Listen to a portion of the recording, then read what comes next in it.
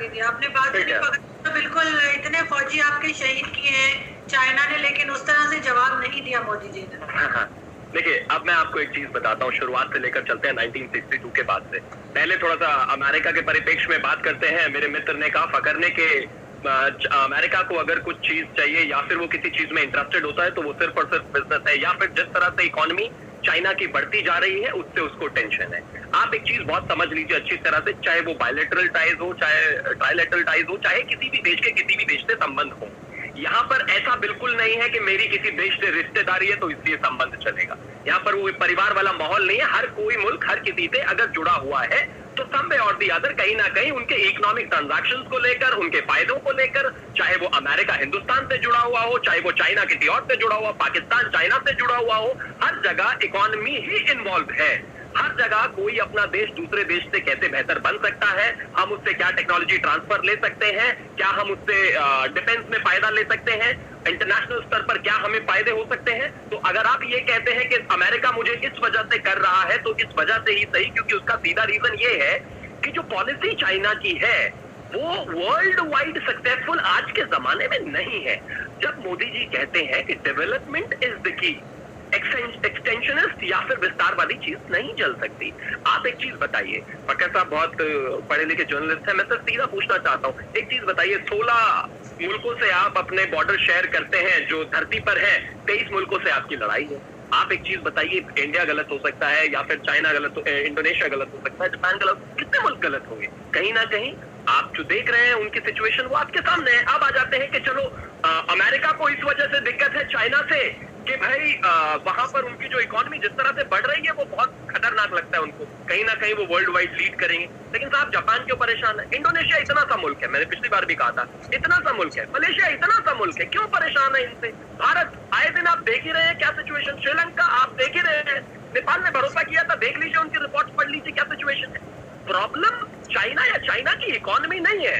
आप अगर आगे बढ़ रहे हैं डेवलप लेवल पर, डेवलपमेंट करना चाहते हैं, आप आगे बढ़ना चाहते हैं, कोई नहीं रोक सकता। जब आप अपने बॉर्डरिंग स्टेट्स को परेशान करना शुरू कर देते हैं, जब कहीं ना कहीं आप होता क्या है कि जब आप बॉर्डर पर होते हैं, जैसे हमारा एलएसी है चाइना के साथ, वहां पर एक वर्ड होता है क्रीपिंग। क्रीपिंग का मतलब होता है रेंगते हुए आगे जाना। उनकी आदत है जहां पर भी बॉर्डर डिसाइडेड नहीं है, और अगर बॉर्डर डिसाइडेड है भी तो भी क्रीपिंग करते हुए, रेंगते हुए, आज 2 फीट कल 3 फीट जो स्टेटस को रहता है उसको मेंटेन ही नहीं रहने देते हैं। कहीं ना कहीं आने वाले समय में ये पूरी दुनिया उनके खिलाफ क्यों खड़ी है? उनके आगे बढ़ने की वजह से नहीं, वो एक रीजन हो सकता है। आज भी उनके बहुत सारे प्रोडक्ट सारी दुनिया में चल रहे हैं ना, बहुत लोगों ने उनको नहीं बैन किया है अभी। आने वाले समय में उनकी हरकतों को देखकर उनकी इकोनॉमी को टेंट लगेगा, और हिंदुस्तान से लगा है। 11,000 करोड़ के स्टैंड अलोन प्रोजेक्ट कैंसिल हुए हैं, उनकी चाइनीज ऐप बंद हो गई है, उसके बाद तमाम तरह की चीजें हुई हैं, सिर्फ हिंदुस्तान से हुआ है। माइक पॉम्पियो को आप लगातार देख ही रहे होंगे, डोनाल्ड ट्रंप को आप लगातार देख ही रहे होंगे। तो ये सिर्फ उनके आगे बढ़ने की वजह से नहीं है, वो जिस तरह से चीजों को कवर करना चाहते हैं वो अब इस दुनिया में नहीं चलता। मैं कहता हूं, चाहे आपने अपने मुल्क को लेकर कहा कि पाकिस्तान बहुत छोटा सा मुल्क है, नहीं, आप कितने से भी छोटा मुल्क हो, लेकिन कल अगर आपको कोई कब्जा करने की कोशिश करेगा तो जरूर फाइट बैक करने की जरूर कोशिश, चाहे वो चाइना ही क्यों ना हो। तो एजेंडा सिर्फ ये है कि आज इन चीजों को लेकर दुनिया बिल्कुल पूरी तरह से क्लियर कट है। दूसरा, अब आ जाते हैं, आपने कहा कि अफगानिस्तान में क्या किया अमेरिका ने। मैं अमेरिका का स्पोक्सपर्सन नहीं और उस चीज में जाना भी नहीं चाहता, लेकिन आप भी बहुत अच्छी तरह से जानते होंगे नाटो ने क्या किया, तालिबान ने क्या किया, वहां पर हालात कैसे थे, क्या साउथ ईस्ट एशिया में सिचुएशन रहती है, बहुत अच्छी तरह से जानते हैं। चाइना के परिप्रेक्ष्य में आप भी जानते होंगे साउथ चाइना सी में क्या कर रहे हैं ये लोग, वो आपके लिए भी खतरा है। अमेरिका बहुत दूर बैठा है, लेकिन ये सब जानते हैं कि साउथ चाइना सी एक बहुत बड़ा इकोनॉमिक कॉरिडोर है, और अगर वहां पर डिस्टर्बेंस क्रिएट हुई तो पूरा साउथ ईस्ट एशिया, पूरा एशिया और तक यूरोप और यूनाइटेड स्टेट्स तक भी कहीं ना कहीं हैम्पर होंगे।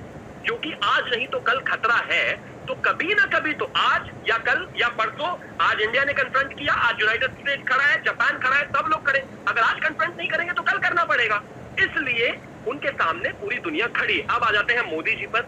आपने जो कहा कि मेरे देश के लीडर हैं, आरजू तो खासतौर पर आती रहती है इंडियन टीवी चैनल्स पर, और कमाल की बात यह बड़ा कोइंसिडेंस कि आपकी लैंग्वेज और उनकी लैंग्वेज जब आपने बोलना शुरू किया वो शुरुआत से मैच होने लग गई थी। तब अगर आप नहीं भी नाम मैं लिखता, लेकिन इम्पोर्टेंट ये नहीं है। आप एक चीज समझिए, जब आप ईस्टर्न लद्दाख की बात करते हैं, जब आप बात करते हैं अरुणाचल प्रदेश की, वहां पर हिंदुस्तान का कोई भी, अगर हमारे यहाँ से डिफेंस मिनिस्टर भी जाते थे ना, तो हमेशा चाइना चिल्लाता था एक पूरी जोर ताकत के साथ, ग्लोबल टाइम्स में लंबा चौड़ा भाषण लिखता था और कहता था कि ये जो यहाँ पर आ रहे हैं, जो डिफेंस मिनिस्टर यहाँ पर आ रहे हैं, हमें इस पे एतराज है, हम इनको नहीं आने देंगे और ये गलत है, कहीं ना कहीं ऐसा नहीं होना चाहिए। आपने एक भी ग्लोबल टाइम्स हेडलाइन सुनी आज? मेरे देश के प्रधानमंत्री वहां खड़े होकर बहुत लंबा चौड़ा भाषण देके आए। विस्तारवादी नीति किसकी है? रोज आप अखबार में जर्नलिस्ट हैं तो लिखते भी होंगे और पढ़ते भी होंगे, सब जानते हैं एक्सटेंशनिस्ट कौन है। चाइना है। खुलकर कहा हिंदुस्तान के बारे में हिंदुस्तान के प्रधानमंत्री ने कि सुनिए, आप जो ये नीति चला रहे हैं ये अब चलने वाली नहीं है। तो जब मेरे देश के प्रधानमंत्री वहां जाते हैं, मैसेज अपने आप क्लियर है। अब एक चीज बताइए, लद्दाख में जाकर पाकिस्तान को तो नहीं बताएंगे हम, जाहिर है चाइना को ही बोल रहे थे ना, तो जिसको समझना था वो समझ भी गए, 2 किलोमीटर पर पीछे चले भी गए। लेकिन जिन्होंने सरेंडर गांधी कहा और जिनके साथ मैं अभी बहस कर रहा हूं, वो ही नहीं समझे। बाकी सारी दुनिया भी समझ गई, आरजू काजमी भी मुस्कुरा रही है, वो भी समझ गई, चाइना ग्लोबल टाइम्स भी समझ गया, पीएलए भी 2 किलोमीटर पीछे चला गया, लेकिन आप समझना नहीं चाहते। देखिए, बात बिल्कुल साफ है। मैं आपको एक छोटा सा एग्जांपल और देता हूं। आज ही चीन के पूर्व मिलिट्री ऑफिसर जियोनल योंग ने कहा है कि चाइना के 100 से ज्यादा चीनी सैनिक यानी कि पीएलए को मारा गया है। ये मैं नहीं कह रहा हूं, ये चाइना कह रहा है। ये वो देश कह रहा है जहां से रिपोर्ट्स बाहर नहीं आती। ये वो देश कह रहा है जहां से 70 मिलियन मोबाइल यूजर्स गायब हो गए कोरोना के बाद, और काउंट कितना दिखाया इस दुनिया को उसने, वो आप सब जानते हैं। मेरा सिर्फ कहना इतना है, तो कोई भी मुल्क हो, चाहे वो चाइना हो, चाहे वो पाकिस्तान हो, चाहे वो यूनाइटेड स्टेट्स, जापान, कोई भी, आज के समय में डेवलपमेंट इज द की।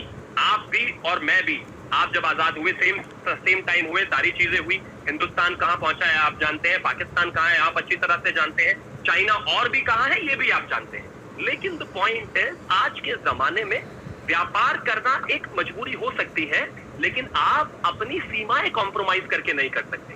आप एक चीज बताइए, जब मई तक का स्टेटस क्वो था, सारी चीजें थी, और आप ही मुझसे कह रहे हैं कि मेरे देश के 20 जवानों को उसने शहीद किया। वो अलग है कि हमने उनके 56 से ज्यादा जवानों को शहीद किया और कुछ चाइनीज कह रहे हैं 100 से ज्यादा। तो गलत कौन हुआ?